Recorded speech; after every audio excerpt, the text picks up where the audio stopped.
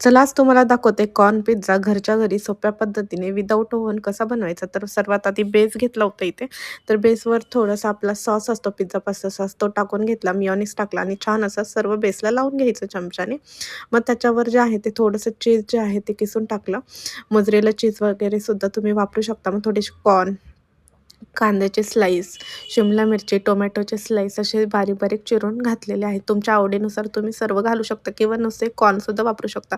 वरतून पुन्हा चीज घातलं, ऑरेगॅनो घातलं, चिली फ्लेक्स घातला आणि असं अ, कढईमध्ये थोडंसं एक स्टँड ठेवायचं आणि त्याच्यात थोडंसं पाणी ठेवायचं आणि 10-15 मिनिटं हे जे आहे ते बेक करून घ्यायचं आणि अशा प्रकारे जो पिझ्झा आहे तुमचा कॉर्न पिझ्झा लवकर बनून तयार होतो आणि खायलासुद्धा घरच्या घरी असा लगेचच बनतो. तर कसा वाटली आजची रेसिपी नक्की कमेंट करून सांगा. आवडली असेल तर लाईक आणि शेअर करा.